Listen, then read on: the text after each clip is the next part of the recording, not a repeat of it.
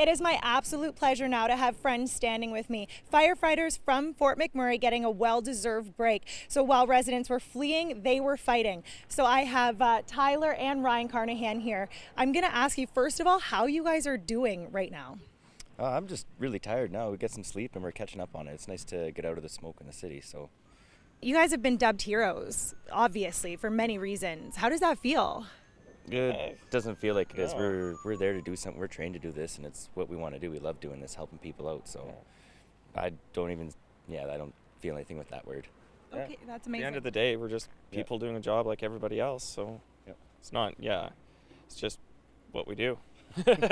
Have you guys ever fought a fire to this capacity before?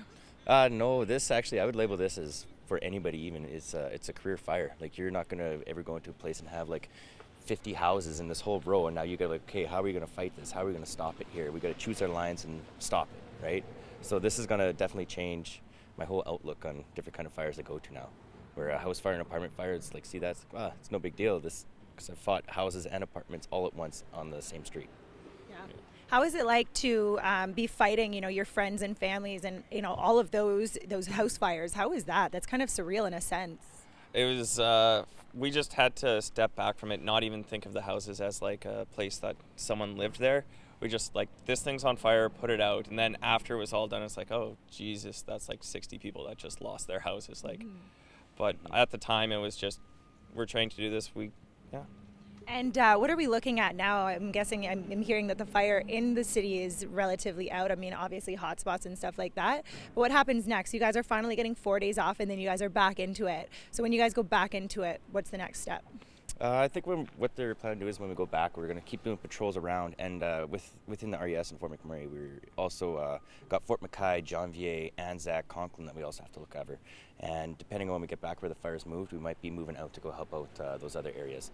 And also all the other support we got from Calgary, Edmonton, St. Albert. I mean, it's too many departments to name, but they're coming up, and we'll also be using them to help battle the forest fire in the other areas. What do you guys got planned for 4 days? You finally get a moment to breathe, which is lovely. Is it just sleep and a shower that you guys were excited for to get out?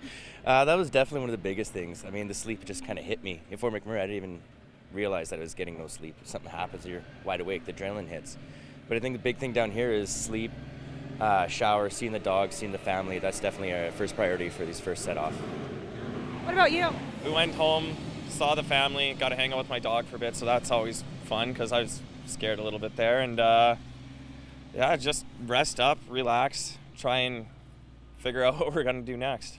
Sorry, and actually this is my last question. How are all the firefighters doing? What's the morale like up there currently? The morale at the start, when we were working, we had no time to think about anything else. It's come in, do your job, get it done. And then second, now that we got a break, the whole reality of the situation, I think, is hitting a lot of the guys. Yeah. And it's, you realize you were through this whole area which was hopeless. You couldn't stop it, right? There's just too much going on. So everybody, I think, is probably having a hard time at the beginning. And then now that we're getting back to a sense of normalcy, we're starting to pump back up and realize, we're not just a job, not just a fire department. We're the Fort McMurray Fire Department. And that's a huge thing that everybody's realized. And you know what? Everybody's now truly a stronger knit family up there. Well, it already was a really, strong knit family. The community is incredible. I lived there for many years, so I know firsthand too. I know for everyone in Fort McMurray and myself and, a lot of the people in Alberta, we just want to say thank you for everything you guys have done and, and we'll continue to do. So thanks, and thank you for joining me today. Thank you.